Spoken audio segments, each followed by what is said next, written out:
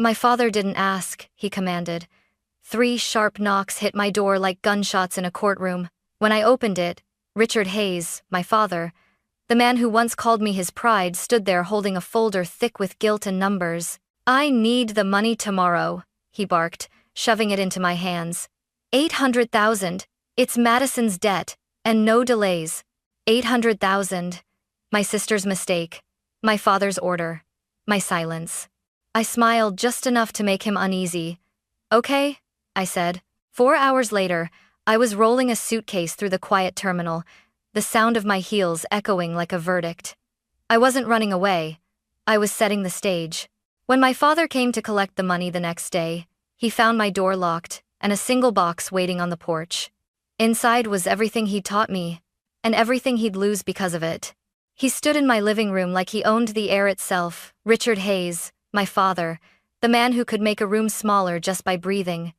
The smell of his cologne hit first. Expensive, suffocating, a relic from his successful years. Behind him, my sister Madison hovered, eyes wide, face pale, playing the part of the helpless daughter she'd perfected long ago.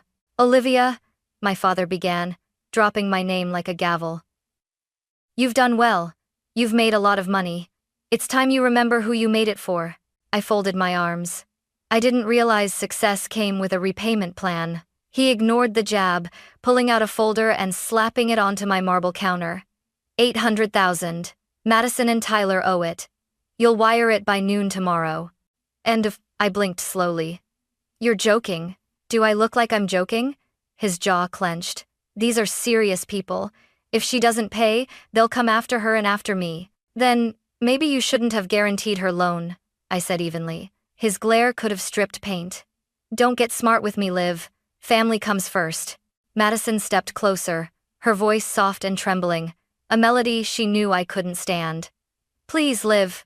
We have kids. Tyler just made a bad deal. We'll pay you back." I laughed once, sharp and humorless. "You said that last time. This time is different," she insisted, twisting her wedding ring like a rosary. Dad slammed his palm against the counter. "Enough. You'll transfer the money. You've got it. You wouldn't let your sister's children suffer unless you've forgotten what it means to be family." Family. The word landed like poison. I stared at the two of them, the father who turned guilt into currency, and the sister who spent it freely. Then I smiled, a small, unsettling curve of lips. "Fine," I said quietly. "Tomorrow at noon." They both sighed in relief, mistaking surrender for compliance. Madison hugged me lightly, rehearsed, and my father patted my shoulder as if he'd just closed another business deal. When the door shut behind them, the silence in the house changed shape. It wasn't empty, it was alive. I sat down, opened the folder, and looked at the debt. $800,000. Tyler's gambling receipts, Madison's designer statements, my father's signature at the bottom of it all. My smile widened. "Tomorrow at noon," I whispered. "Perfect." There's a family photo hanging in my father's study, framed in gold, lit by a spotlight he installed himself. In it, Madison is smiling like she invented happiness. My father stands tall behind her, and I'm off to the side, cropped slightly by the frame. That photo says everything you need to know about us. Growing up, I learned early that love in our house came with conditions. Madison cried, and Dad fixed it. I succeeded, and he warned me not to show off. When Mom died, he didn't fall apart, he just redirected every ounce of his grief into protecting Madison, the fragile one. I was the strong one, the responsible daughter. Which really meant, the one we can drain without breaking. I paid for Madison's college when Dad couldn't. I helped cover their wedding when Tyler's startup crashed. I even bought their first house, though the deed sat quietly in my LLC, not their names. Every favor was another knot in a rope I didn't realize I was tightening around my own throat. Dad always said, "Family first." But in his language, family meant Madison first. The more I built my own life, my consulting firm, my apartment overlooking downtown, the more he looked at me like I was betraying him by standing on my own. Independence was an insult. Self-respect, an act of rebellion. So when he slammed that folder on my counter last night, I saw more than debt. I saw a pattern, I saw the way he'd used love as leverage for years, and the way Madison had learned to weaponize her weakness. I poured myself a glass of water and stared out the window at the city lights, wondering how many other daughters had become their family's safety net, how many women like me had been trained to call it duty. $800,000. A sister who wouldn't change, a father who wouldn't stop, and me, the daughter who finally would.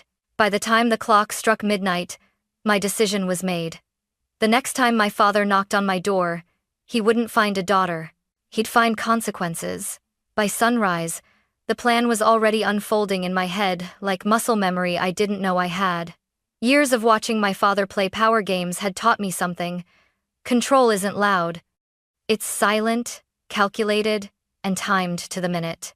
I opened my laptop and logged into 3 accounts: personal, business, and one I'd opened quietly under a different LLC. Madison and Dad thought I was just a finance girl. They never realized I'd built entire empires out of other people's chaos. First step: secure what's mine. I froze the joint trust Dad had quietly attached his name to last year. Just for convenience. The convenience was over. Next, I transferred my personal funds to a new private account, disconnected from every family entity. Then, I called Laura Bennett, my attorney and oldest ally. "Tell me you're finally doing it," she said, half asleep but already awake. "I'm done financing their mistakes," I replied. "Good. Do you want quiet or dramatic?" I smiled. "Both." Within an hour, she'd executed every instruction we'd planned months ago, back when I'd first confessed I was considering cutting ties. Title transfers, power of attorney cancellations, revoking signatory rights. Each click was a small freedom signed in pixels. Then came the box.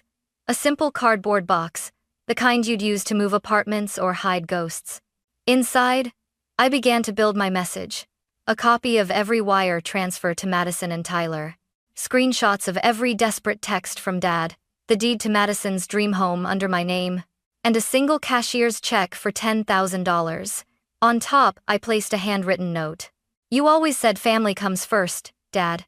But maybe family should come honest first. What you'll find inside isn't revenge, it's a receipt." I sealed it with clear tape, the sound sharp in the quiet room. Then I booked a flight to Maine. One way. As the confirmation email pinged my inbox, a calm I hadn't felt in years spread through me. For once, I wasn't the solution. I was the consequence. By 9 a.m., my suitcase was packed: passport, laptop, a single photograph of Mom and me at the lake. 4 hours from now, my father would be pounding on this same door, demanding money. He'd find only silence, and a box with his name on it. The city was still half asleep when I pulled out of the driveway. Dawn smeared the horizon in pale orange, the kind of light that makes everything look clean, even the past. My suitcase sat on the passenger seat, humming softly with every turn. Inside it, there were no heirlooms, no trophies, no reminders of what I used to call home, just essentials and freedom zipped tight. The airport was almost empty. Businessmen moved like ghosts, clutching briefcases. Parents whispered over sleeping kids. No one looked at me twice, and I liked it that way. I was invisible, something my family had only ever pretended I was not. While waiting in line, I glanced at my phone. 10 missed calls from Dad, 4 from Madison. One message: "Dad, remember who made you who you are." I turned off the screen. For once, I didn't need reminders. Security was quick. The officer smiled, asked where I was headed. "Maine," I said, "starting over." He nodded like he'd heard that before. Maybe he had. At the gate, I ordered coffee stronger than my conscience, and watched the sunrise cut across the windows. The last time I'd flown anywhere, it was for Madison's wedding, a weekend of smiles built on overdrafts and denial. Now, I was flying toward silence. When they called boarding, I didn't look back at the terminal. I didn't want to see if anyone was running through it with my name on their tongue. In the small airplane window, the world folded beneath me. The houses, the roads, the weight of expectation. I thought of my father standing in my living room hours from now, confident, impatient, ready to collect. He'd knock, he'd shout, then he'd see the box. I imagined his hand trembling as he opened it, the sharp gasp when he realized the story had changed, and for once, he wasn't the author. As the plane climbed through the clouds, I let out a long breath I didn't know I'd been holding. No more guilt, no more saving, only sky. At exactly 12:03 p.m., my doorbell camera blinked to life. I watched the footage later, sitting on a rented porch in Maine, coffee trembling in my hand. There he was, my father, Richard Hayes, standing on my front step like a man born to own every inch of ground he walked on. His tie was perfect, his expression wasn't. He was angry. Angry men don't knock, they announce. "Olivia!" he barked, pounding the door. "Open up! We had a deal." Madison hovered behind him, clutching her designer bag as if it could protect her from reality. She whispered, "Maybe she's out?" But even her voice sounded unsure. Then Dad saw the box. A plain, brown box, with his name scrawled in black marker. He frowned, bending to open it like curiosity could still be his ally. The tape ripped, the flaps opened. Silence. Then, a rustle of paper. He froze. "What the hell is this?" Madison leaned closer, confused. "What's inside?" "Records," he muttered, flipping pages. His breath hitched when he saw the first entry. "Mortgage transfer, Hayes Residence Oakline Holdings. Olivia Hayes, owner." He scanned faster dates, payments, signatures, even his own forged authorization for a line of credit he'd opened in my name. Each line peeled another layer of his pride. "Olivia," he said my name like a curse, like it had teeth. Then came the USB drive. He held it up, confused, slid it into the small speaker I'd left on the porch, and my voice filled the air. "Dad, you taught me that family comes first. You just never taught me how to survive being the only one who meant it. What's inside this box isn't revenge, it's the truth. And the truth has receipts." Madison gasped. "She recorded us?" He didn't answer. He was staring at the photo I'd left on top, the two of us at the lake, before everything turned into transactions. His fingers shook. Then came the note, my handwriting clean and calm. "If you ever loved me for who I am, not for what I can fix, you'll stop knocking on my door and start looking in a mirror." For the first time in my life, I saw him break. Not yell, not threaten, not lecture, just break. His shoulders fell. The box dropped from his hands. Madison started crying, not for me, but for herself. "What do we do now?" He didn't answer. He just whispered, "We lost her." Then he turned, stepped off my porch, and left the box behind. At that same moment, 1,400 miles away, I sat by the window of a quiet cafe, watching the tide rise, and whispered back, "No, you lost control." By the next morning, the silence had shattered. My phone new number, new SIM buzzed with updates from Laura, my attorney. Each message was short, clinical, surgical. "Laura, Hayes Supply Board voted emergency audit. You were right about the missing funds." "Laura," Madison called, screamed about betrayal, then asked if you'd still pay her rent. "Laura, they froze your father's company card. He's furious." I set the phone down, let the waves fill the gaps where family used to live. Back in Austin, the collapse began. Dad's business partners wanted answers. Madison's picture-perfect life started cracking under the glare of gossip. Screenshots of her social posts leaked vacations, luxury bags, financial hardship, hashtags. The comments turned venomous fast. "Must be nice to struggle in designer heels." Tyler disappeared first. A business trip to Las Vegas that no one believed. The creditors soon followed, polite but menacing men who knocked softly and spoke even softer. Madison tried to reach Dad, he ignored her. Pride and panic were now roommates in his chest. At 10 p.m., Laura called again. "You did what had to be done, but he's unraveling, Liv." "I know," I said quietly. "He needs to." Later that night, a video clip landed in my inbox, doorbell footage from Mrs. Morales across the street. Madison was standing on my porch again, under the porch light, makeup streaked, mascara smudged into confession. She held the box, screaming my name like it could rewind time. "Liv, we're family. You can't just vanish." Her voice cracked, then softened into something small. "Please, I don't know what to do. I closed the laptop. The sound of her pleading lingered longer than I wanted to admit. But I didn't cry. Not this time.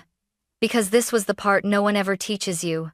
When you stop saving people, you have to watch them learn to swim, or sink. 2 days later, a message arrived from Laura again.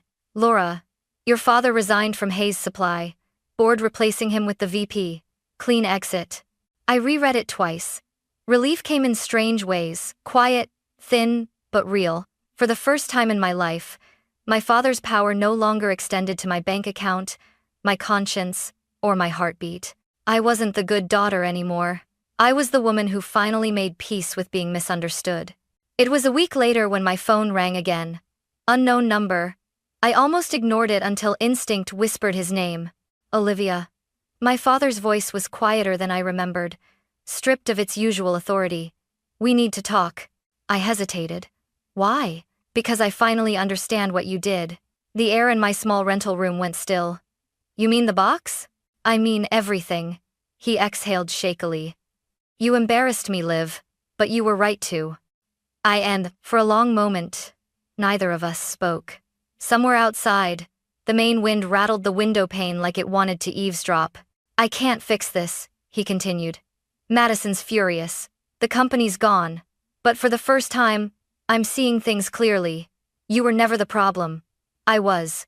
I leaned back against the wall, closing my eyes. The man speaking wasn't the one who had ordered me around like an employee. He sounded human. Dad, I said carefully. I didn't want to destroy you. I know, he said. You wanted to wake me up. Consider me awake. His voice cracked. Do you know what Madison said to me yesterday? She asked who was going to save her now. And what did you tell her? I asked softly. He gave a hollow laugh. I told her she'd have to learn what saving herself feels like. I didn't respond right away. My heart ached, not with guilt, but with recognition. Maybe this was what healing looked like. Two people finally speaking, without the weight of money between them. I saw your mother in you that day, he said finally. When you smiled at me and said, okay, that calm, that was her. A lump rose in my throat. Mom wouldn't have let it go this far. No, he admitted. But she'd have been proud you did something I never could walk away. Silence stretched. Soft, but heavy. What now? I asked. I don't know, he said. Maybe we start by being honest. Maybe I stop pretending control is the same as love. I wanted to stay angry, but the truth broke something open inside me. For the first time, I heard regret in his voice. Not manipulation, not guilt, real remorse. I'll be in Maine for a while, I said, trying to remember who I was before all this. He chuckled faintly. Then, maybe one day, when you're ready, I'll visit without any folders or demands. Bring coffee, I said quietly. Not debt. He laughed a small, tired sound. Deal. When the call ended, I stared at the ocean beyond my window. The wind carried the scent of salt and new beginnings. For years, I thought freedom meant escape. But maybe it meant something simpler. A conversation without control. 3 months later, I found peace in the smallest things, the smell of coffee before sunrise, the sound of seagulls arguing outside my window, the way silence no longer felt like punishment. Maine had a way of washing people clean without asking permission. I'd started teaching financial literacy workshops at the local community center, just 10 women at first, all of them carrying their own versions of my story. The mother who always lent, the sister who always forgave, the daughter who always paid. When I spoke about boundaries and self-worth, I wasn't lecturing. I was confessing. Madison called one evening. Not crying this time, just tired. Dad's doing better, she said softly. He joined some kind of group. Accountability, I think. That's good, I replied. And me? She hesitated. I got a job. At a furniture store. Real one, not online. I smiled. You proud of yourself yet? Trying to be, she whispered. I didn't think starting over would feel this quiet. It's supposed to, I said. Quiet means you stopped running. Then she said something I hadn't heard in years. Thank you, Liv, for not rescuing me. When the call ended, I cried not from pain, but from the strange relief of finally letting go. Weeks later, My father sent a single postcard. A picture of a fishing dock, blue water, his handwriting small and uneven. You were right. I taught you everything about business and nothing about love. Learning now. Proud of you. Dad. I pinned it above my desk. That night, I walked down to the shoreline, the wind cold and forgiving. I thought about everything that had happened, the box, the flight, the fallout, the conversations that healed more than they hurt. For the first time, I wasn't waiting for anyone to knock on my door, because this time, the only thing on my porch was the sound of the sea, and the kind of freedom that doesn't need forgiveness to exist. True story.